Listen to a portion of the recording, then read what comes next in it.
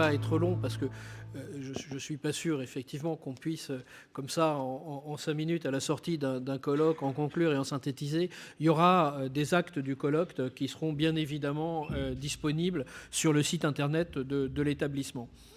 Moi, ce que je voulais simplement vous dire, c'est qu'il y a 18 mois, arrivant tout frais et moulu du ministère de l'Environnement, sortant du Grenelle, on m'avait demandé de tenir la plume sur toute la partie agricole. Quand j'ai commencé à parler, effectivement, des espaces naturels, des espaces agricoles, on commençait à me regarder avec des yeux ronds en disant « Mais attends, tu t'es trompé là ». Établissement public d'aménagement. Donc, ton job, c'est de faire des logements, des zones d'activité, enfin, etc. Et oui, mais quand même, non. Mon job, d'ailleurs, moi, j'ai bien lu le décret, c'est faciliter l'aménagement de la ville nouvelle. Et dans l'aménagement, les espaces naturels, c'est tout aussi important. Alors là, on m'a dit, ouais, mais alors, justement, ça tombe bien parce qu'à Marne-la-Vallée, d'ailleurs, on a eu quelques présentations. Tu vois, il y a plein d'espaces naturels. D'ailleurs, je vous envoie, on n'a pas mis là, peut-être de dehors, une carte de Marne-la-Vallée, il y a plein de verts sur la carte. Ouais, enfin quand même, le vert sur la carte, les espaces naturels, les espaces agricoles, c'est quand même un petit peu ceux qu'on n'a pas encore réussi à urbaniser. Je veux dire, faut quand même avoir ça en tête. Donc on a, je crois, une vraie révolution à faire au sein de l'établissement public pour arriver à comprendre que faire de la ville, de la vraie ville, où les gens aient envie de vivre, c'est bien évidemment faire des logements, des zones d'activité, des bureaux, mais c'est aussi prendre en compte l'ensemble des composantes. Que fait-on de ces espaces naturels? Comment fait-on pour qu'ils soient appropriés? Comment gère-t-on la biodiversité? On l'a vu tout à l'heure. Comment gère-t-on les espaces agricoles? Alors, moi, quelques idées en vrac de tout ce qui a pu être dit, et des deux tables rondes vraiment très très riches, pour lesquelles je remercie vraiment les intervenants. Je crois que sur la partie biodiversité, on voit bien qu'il y a une question d'échelle qui est essentielle, et il faut appréhender ces espaces naturels, pas seulement sous l'angle « ah bah ouais, on fait des espaces verts », mais je crois qu'il faut vraiment appréhender ça à une échelle très très large pour créer une trame verte et bleue.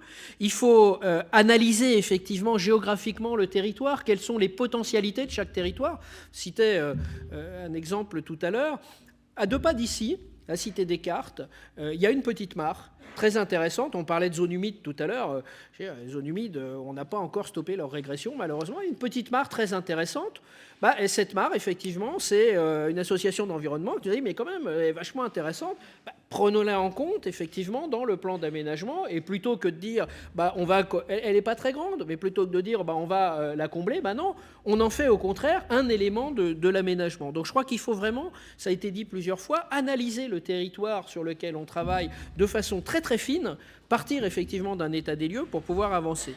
Et puis on l'a vu aussi, la biodiversité en ville, ça va bien évidemment à travers des parcs, mais ça va aussi à travers des choses très infra, si j'ose dire. C'est comment on gère la végétalisation sur les parkings, dans les cours des écoles, etc. Tout ça, bien évidemment, ne tenant que si on est capable d'appliquer une certaine densité urbaine. Je crois qu'en matière agricole, c'est un petit peu pareil. On a vu qu'aujourd'hui, finalement, il y a 2 modèles dominants qui vivent un peu chacun leur vie.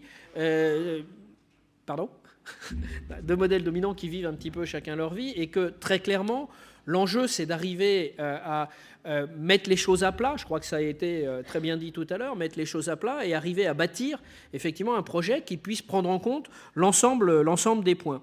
On a parlé de charte d'agriculture urbaine, on a parlé de développement économique et effectivement de garantie de possibilités de développement économique sur le long terme. Alors, je dirais qu'effectivement, nous en tout cas, nous sommes vraiment dans cette idée de dire, chiche, allons-y. Chiche, allons-y parce que, d'abord parce qu'on y croit, c'est quand même un petit peu l'essentiel, mais surtout parce que ce territoire de Marne-la-Vallée, il a aujourd'hui tous les atouts pour pouvoir faire ce type de nouvelle ville telle qu'on peut l'imaginer. Et je crois qu'il faut justement peut-être passer de la ville nouvelle à la nouvelle ville. Il a tous les atouts parce que Même si aujourd'hui les espaces verts et les espaces agricoles, c'est des trous, c'est des blancs. J'étais intéressé d'ailleurs par l'intervention tout à l'heure qui expliquait que le truc était un peu le même. Aujourd'hui, c'est un potentiel qui est assez extraordinaire. Nous avons tous les atouts parce que là aussi, la maîtrise foncière publique, du fait qu'on est en ville nouvelle, est assez importante. Et donc, on a aujourd'hui toutes les capacités à faire.